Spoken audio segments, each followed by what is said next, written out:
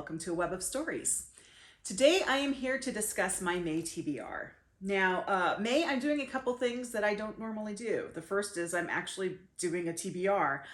Normally I just choose from a smaller collection from my owned book collection and kind of mood read out of that. But this month I have sort of a TBR with enough room to still do some mood reading. The second thing I'm doing that I have done before, but I don't normally do, is I am participating in not one, but two readathons here on BookTube.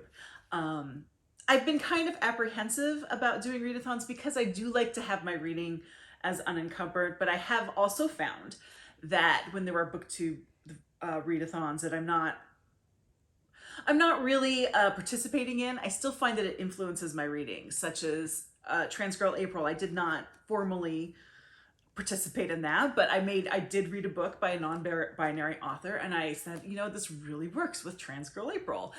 And People April I did actually do, because I knew that I could do one of those. But yeah, so this month I'm actually going to do two new ones, and I'm actually really excited about giving it a try. So the first readathon I'm going to do, I should say that I have 8 books that are on this TBR. I normally read about 12 or 13 books, so that gives me some wiggle room. Also, as I will explain a little bit later, a lot of these are really short, so I plan to have even more room. For these readathons, this is what I am committing to reading for the readathons, but I may add more books to them as the month goes on. We'll just see how it goes. So the first readathon I'm doing is Mental Health May. And there are 4 prompts that go along with this. I will tag the creators of the readathons in the description box below. There are prompts for this. I'm not doing the prompts mostly because I'm trying to choose books off my own TBR. So outside of the readathons, I've been doing a project where I'm really kind of going through my TBR with a fine-tooth comb, deciding what needs to be there, what doesn't. And while doing that, I kept an eye out for books that would fit these readathons. So for this one, I'm trying to stick to books that I already own. So the 2 books that I'm planning to read for Mental Health May. The first one is Sorrow and Bliss by Meg Mason. This is one I started a while ago. Well, I started it, I don't know, when it was first released.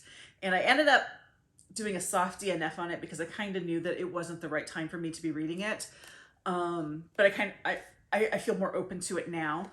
From what I understand, it deals with the lead character who deals with depression and or anxiety. There are mental health issues there. So I do own that. I own that one digitally, so I already have it and it's ready to go. So I'm looking forward to reading that. And everyone I know who's read it has really enjoyed it. So as I said, I think the first time I tried it, it just wasn't the right time. So I'm willing to give it another try.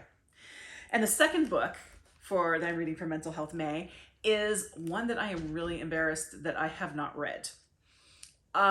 This book is a classic, and it is set in my hometown.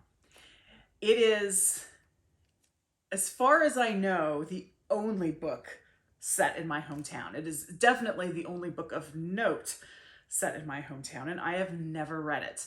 And I've never seen the movie either. And that is One Flew Over the Cuckoo's Nest by Kesey. So yeah, that's set in Salem, Oregon, which is where I grew up. You know, I used to drive by the mental hospital, or the state hospital is what it's called. It's still there, where the book is set and where the movie was filmed. Drive by it all the time. That complex is still there. The actual hospital is a much smaller area inside the complex now, but they now have a museum, like a mental health museum, and different things in that area, but it does still exist. And this is a book, you know, I would love to read. I've told people I would love to read books set in my hometown. Well, here's a book set in my hometown that I have never read. So yeah, I'm going to read One Flew Over the Cuckoo's Nest.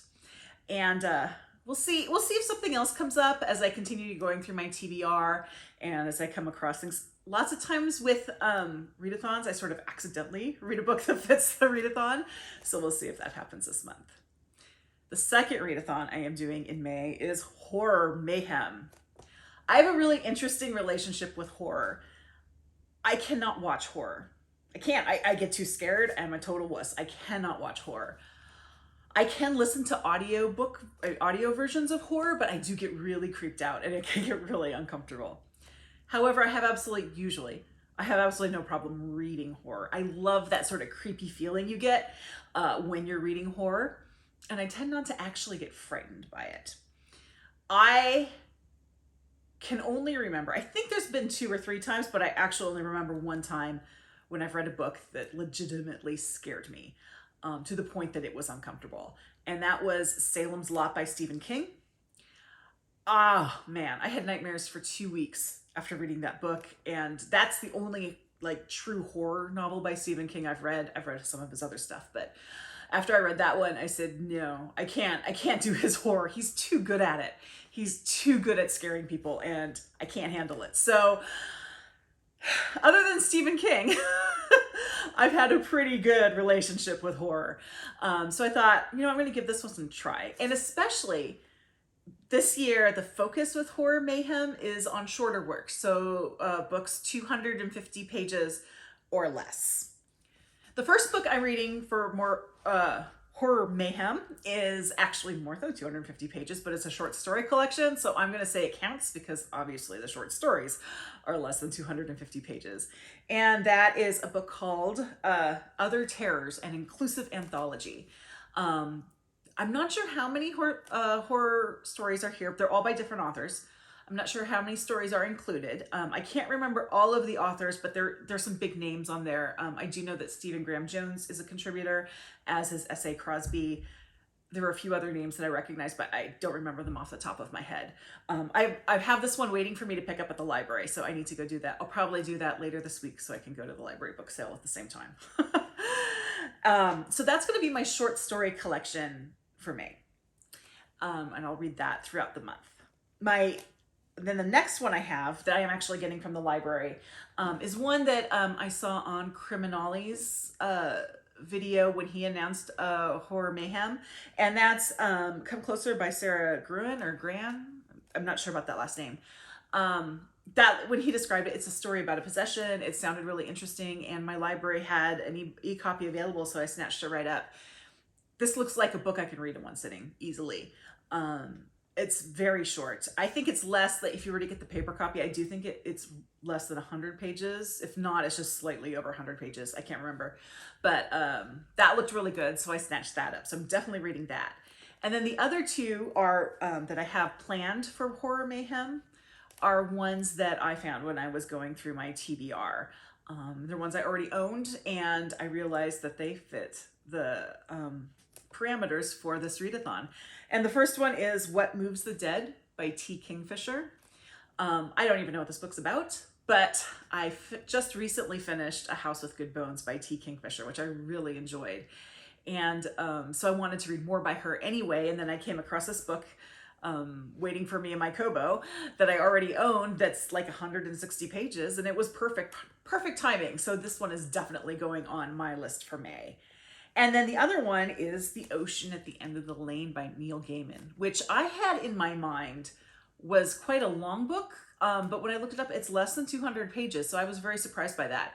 I think it may be included in a short story collection of his. And that's why you can find it included in that short story collection. I think that's why I thought it was longer than it is, but it's fairly short. And I own it as a standalone on my Kobo. So I will be adding that.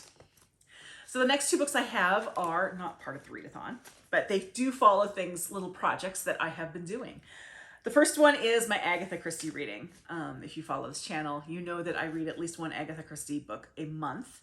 And I'm kind of, sort of, but not really, we'll see what I feel like, reading them in chronological order by publication.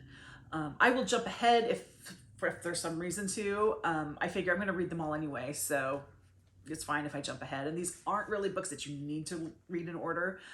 But in this particular case, it is the next book on the list. And it's going to be an interesting reading experience for me. And it is Murder on the Orient Express. This one's going to be interesting because I have never read the book, but I have seen the movie. I saw the Kenneth Branagh version of the movie. So I already know what happens in this book. And I think Kenneth Branagh, I know people have very strong opinions about his Christie adaptations, which I understand, and I'm not here debating it because I understand them. But one thing I will say is that he takes he comes at it a very certain direction. And so the other one he's done is Death on the Nile, which I read before I saw, and his direction that he takes is not the direction that Christie takes, and that's fine. That's what happens when you do a movie adaptation, and that's part of the magic of it. I'm not at all criticizing it, but I think it's going to be interesting to go the other way, to start with the Kenneth Branagh version and then go to the book.